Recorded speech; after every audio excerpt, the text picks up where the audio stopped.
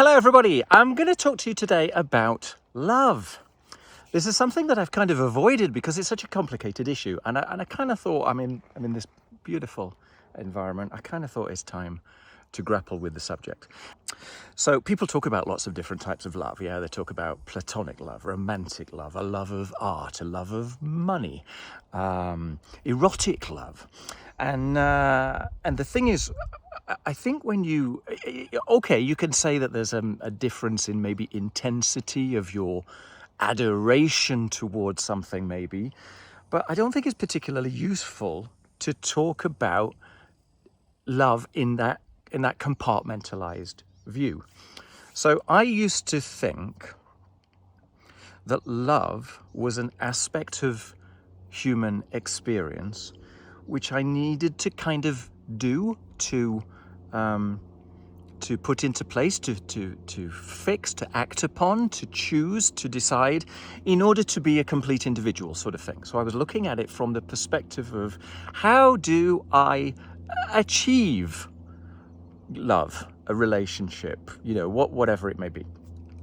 So the whole thing was coming from kind of loving to get sort of thing. Yeah, it's like this is supposed to be a great part of being a human being. How do I go and get that? And that's completely changed now. So basically, now the way that I understand it is, if I describe love as a sort of an awe-inspiring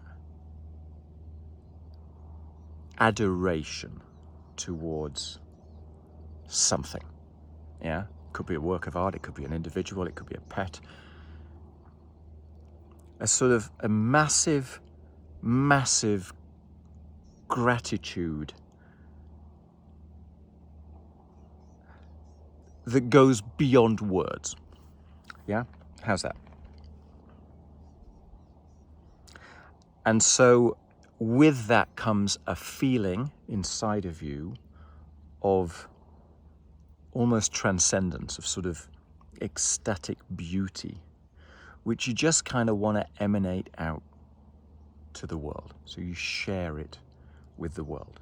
It could be a awe-inspiring adoration towards somebody or something that just wells you up with emotion that you simply can't describe in words, that is so powerful, that is so everywhere in your body, that you can't help but express that joy, right? It could be that large.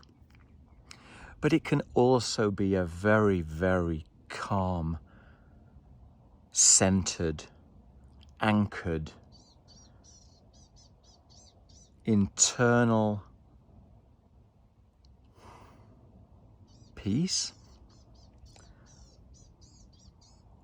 thankfulness, gratitude, a sense that you belong in something which is so great that, again, you can't put words on it, but it's beautiful. Yeah. So this is the aspect for me of love, which is so important. It is something that you cannot intellectualize, that instead it's just everywhere. And so it comes from the heart, or it comes from the gut, but it says, this is powerful. This I don't know how to describe. This is so large, and I share this in free communion with things that I don't understand. Yeah. So the point is, to go back to what I was saying before, when I thought that love was one of the aspects of my life that I needed to kind of fit into place in the Jenga puzzle, well, that was a complete nonsense, because it turns out that love is something which is inside of you, which you are sharing with others. And so it's already there, it's already everywhere. What you're doing is opening up to an element of your emotional bandwidth, which permits you the joy and the gratitude and the acceptance of beauty and the sharing of all that with the world, right? So in actual fact, love is a sense of breaking down the boundary between you And all of that, or all of the other individual, or the other pet, or the other family member, or the work of art, right? It's an act of communion with something which you adore because you can't quite describe it. It defies explanation, but it makes you feel everything. Now, I came to this understanding because of a sort of a deep exploration of myself, right? So I did this through self-hypnosis, in actual fact. Discovering, kind of breaking down the boundaries of what it is to be me, and throwing away the story of what I think I should be and ought to be or could be, and instead simply accepting and opening up to the reality, whatever you want to call that, of my perception, and work on that, so that you discover this inner explosion of energy, is the best way to describe it. There is a connection between each of us and, what do you want to call it, source? That you fit, somehow or other, you fit within all of this beauty, that you fit with your fellow man, that there are certain individuals that you fit with extraordinarily well, but that the whole thing somehow is one, and that your feelings fit within that. So ultimately, my story about love is understand yourself, then throw away the ego bit and see what comes after.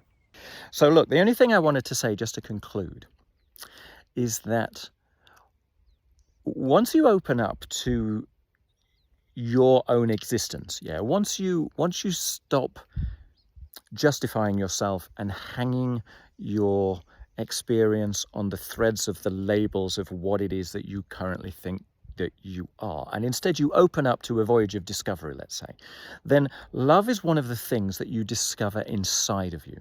And having discovered it inside of you, it's there for all time. And sometimes it has a massive amplitude. Sometimes it's a sense of overwhelming awe, a sense of astonishment. Other times it's a sort of a background, bountiful beauty, a harmony, a peaceful interior that says, I somehow or other, even though I don't understand, am a part of all of this that is larger than me and that I can't define with words. And that is a universal sharing of love. Yeah. And when you do that, then you can start to adjust the story so you can receive love in a completely different way from before. Because love is a bountiful thing. It is an abundant thing. It's no longer scarce. It's no longer something that you need. Instead, it's something which is ever present if you simply pay attention to it. It doesn't matter, how tricky the situation right in this second might be. You can find the love inside of you. You can find that serene connectiveness with source, let's call it that can then be channeled. So you can channel that to an individual. You can adore an individual. You can bless an individual. You can bless a family, a pet, the entire world. When you are loving and you are opening up to this thing which is so overwhelming it defies explanation, well, then the boundaries drop and you can share, and giving takes on an entirely different perspective. Receiving takes on an entirely different perspective, because suddenly you don't need, you're simply sharing in the joy of existence and saying to the object of your love, whatever it may be, from the tiniest little ant all the way up to the vast expanse of the universe, is that you are beautiful. And I am so grateful to be able to share in your beauty, even though I'm so insignificant. Yeah. I don't know if that makes sense. I hope it makes sense. Share your experiences down below.